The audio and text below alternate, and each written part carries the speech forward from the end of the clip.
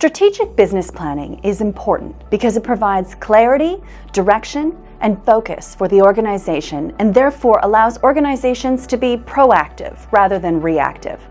It improves the organization's management process and decision-making processes by enhancing allocative, operational, information, and dynamic efficiency, including achieving sustainable competitive advantage.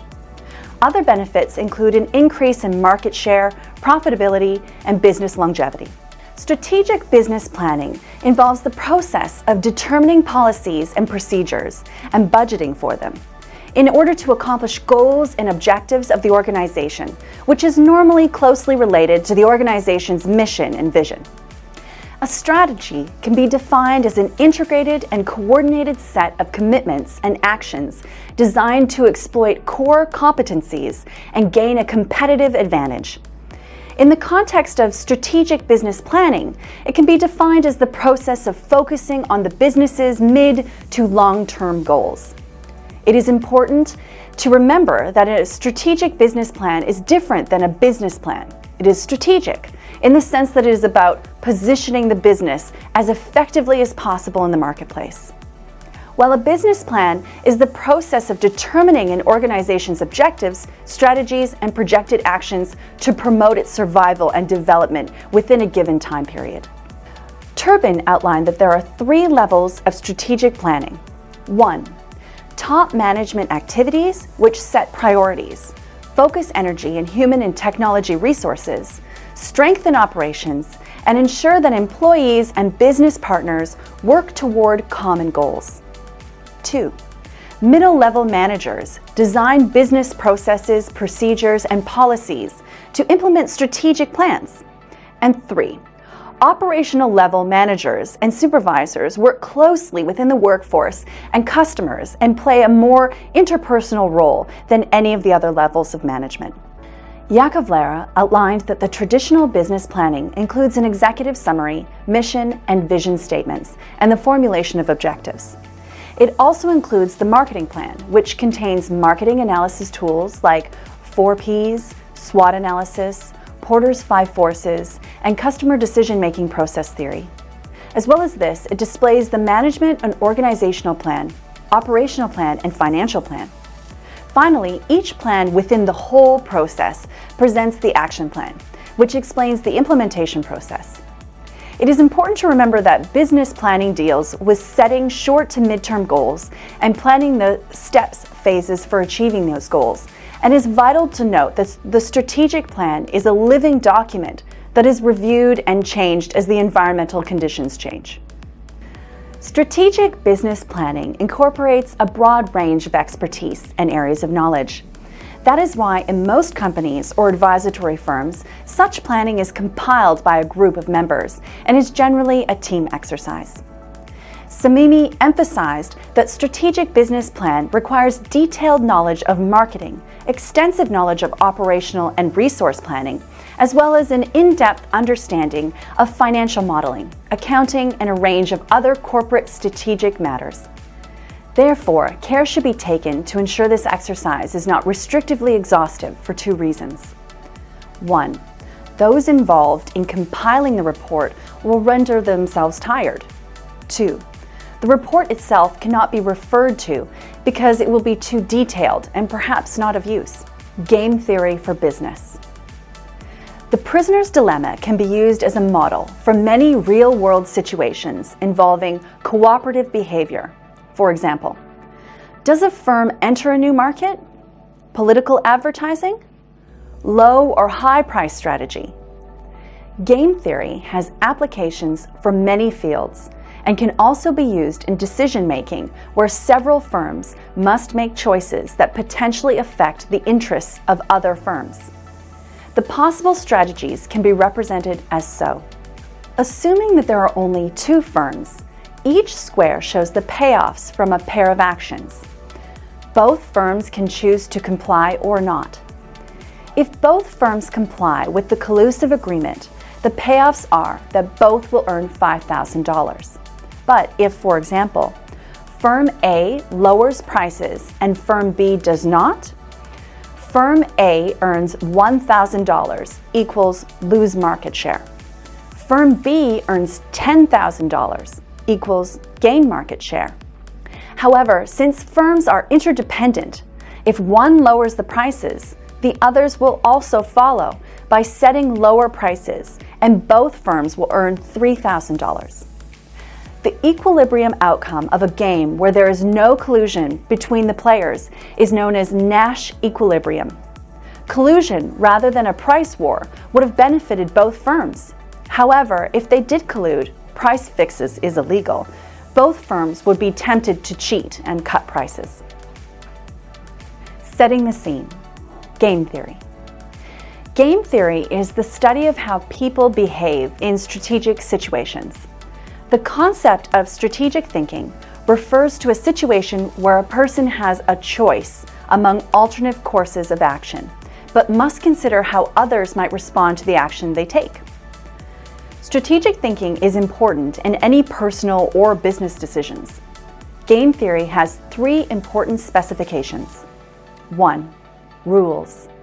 The game assumes that players are rational, meaning that they think through the consequences of their actions. 2. Strategies. It is a rule or strategic plan of action for playing the game. The optimal strategy for the player is the one that maximizes the expected payoff, rewards or benefits. Strategic decisions, which involve long-lasting commitments, while tactical decisions, which are short-term responses to the current environment. 3. Payoffs is a number, also called a utility, that reflects the desirability of an outcome to a player, for whatever reason.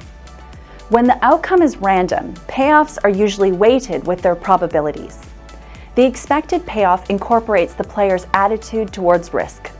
Cooperative versus non-cooperative games. Cooperative games can be defined as games in which participants can negotiate binding contracts that allow them to plan joint strategies. On the other hand, non-cooperative games are games which negotiations and enforcement of binding contracts are not possible. The economic games organizations play can be either cooperative or non-cooperative, but the fundamental difference lies in the contracting possibilities. Decision-making and interdependence. Interdependence can be defined as a relationship between 2 or more individuals, organizations, regions, nations, in which each is dependent on the other for necessary goods or services. Economic interdependence often occurs when all parties are specialized in the fulfillment of some requirements and must trade with others for unmet requirements. Payoff. Positive, zero, and negative sum games. A game is said to be zero-sum if for any outcome the sum of the payoffs to all players is 0. In a 2-player zero-sum game, one player's gain is another player's loss, so their interests are diametrically opposed. While positive and negative sum games differ from the zero-sum games in that the sum of the total payoffs among players is either greater or less than 0. In a positive sum game, all players receive a positive payoff, no matter what the outcome. For example, imagine a carnival game where players compete for the top prize, yet all entries receive a participation award. The goal is, of course, to win the top prize, and thus gain the largest payoff. However, all players nonetheless enjoy a gain by taking part in the competition. A negative sum scenario, by contrast, sees that all players make a loss in any outcome. An example of this is an organization which makes company-wide budget cuts. Certain departments might make a gain by keeping a bigger slice of the pie than other departments, yet the total pie is still smaller. Thus, despite wins or losses, all players are left with less than what they had before. Dominant strategies. The concept of a dominant strategy is one action that is optimal no matter what an opponent does. When all players have a dominant strategy, the outcome can be considered equilibrium in dominant strategy. It's an outcome of a game in which each firm is doing the best it can regardless of what its competitors are doing.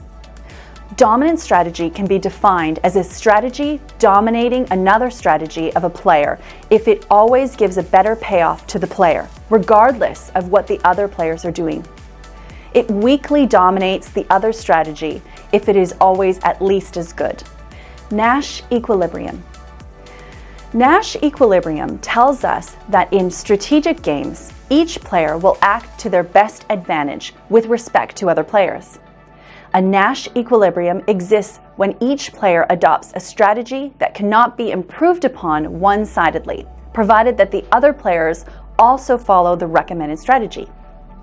Players are assumed to be rational, and so that they will not deviate from the recommended strategy because there is no way for them to profit individually by such a deviation.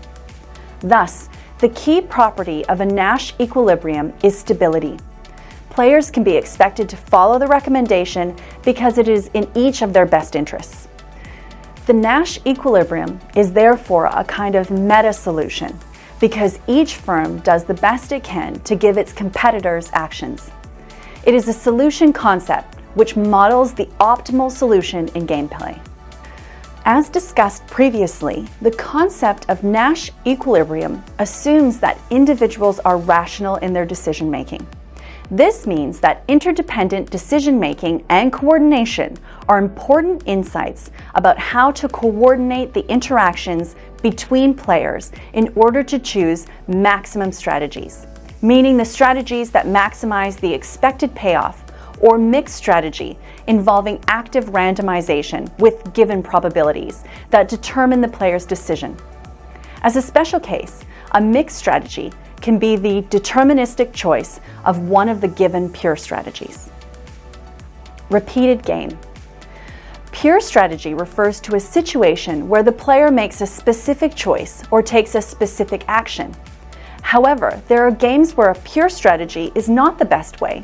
In real life, firms play repeated games, meaning games in which actions are taken and payoffs received over and over again.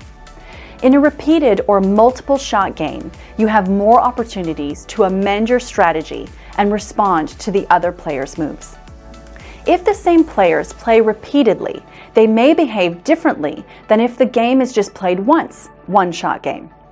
There are two types of repeated games: infinite repeated games, where the game is played repeatedly; finite number of times, where the game is repeated for a number of months or quarters. An example of a one-shot game is the prisoner's dilemma, as illustrated above.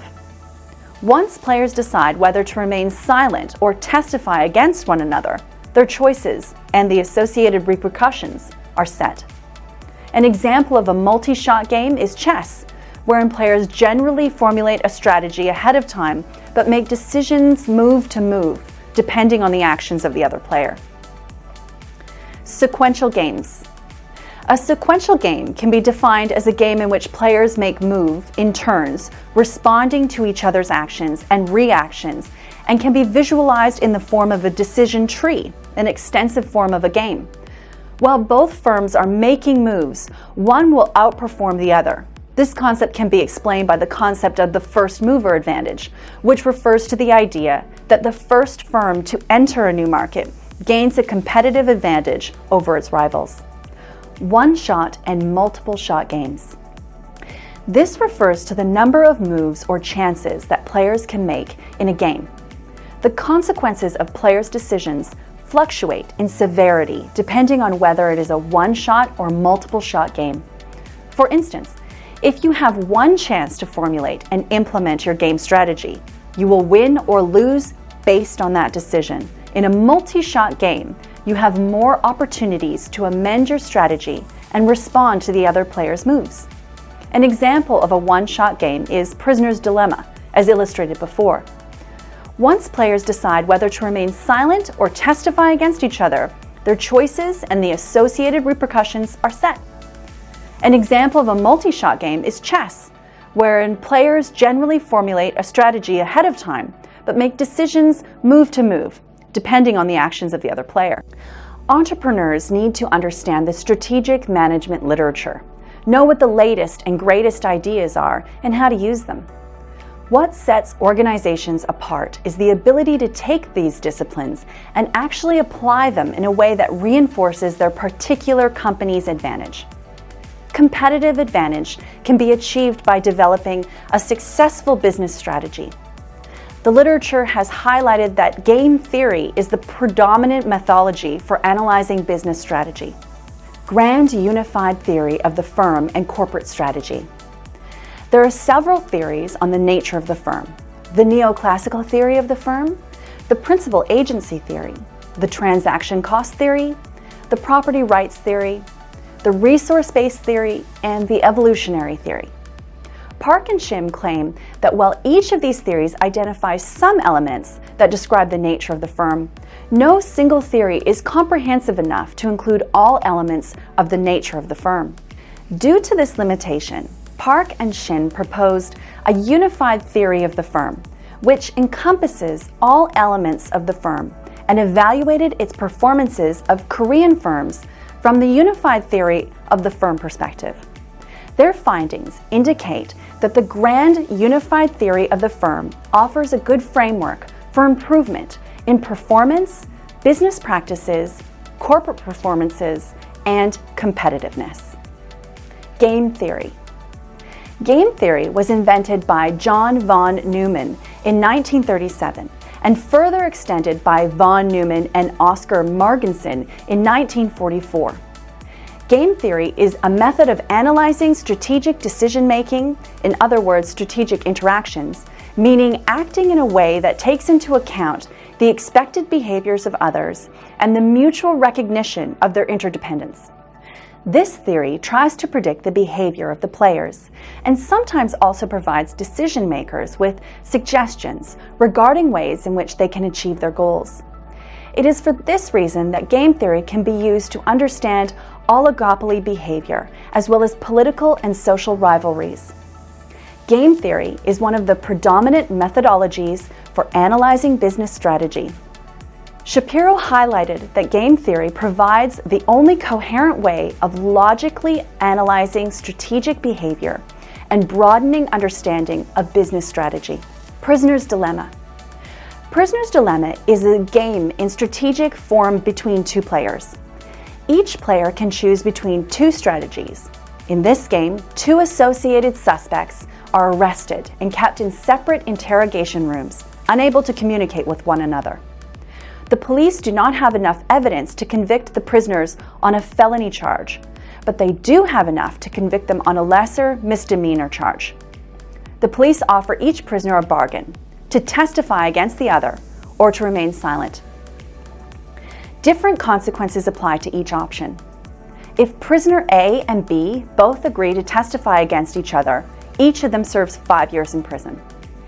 If A testifies against B, but B remains silent, A will be set free and B will serve 10 years in prison, and vice versa. If A and B both remain silent, both of them will only serve 1 year in prison on the misdemeanor charge. The prisoner's possible strategies can be represented as so. In this scenario, it is assumed that the two prisoners have no loyalty to each other and will have no means of rewarding or punishing each other for their choices. The best possible outcome for both players will occur if they choose to cooperate and remain silent, and thus each receive the minimum sentence. This solution would be in Nash equilibrium. The prisoner's dilemma elegantly shows when each individual pursues their own self-interest, the outcome is worse than if they had both cooperated. If both players act in their individual best interest, it is rational that they will both choose to testify against each other. In being unaware of the other player's choice, neither wants to risk receiving the longest sentence by staying silent and having the other player testify against them.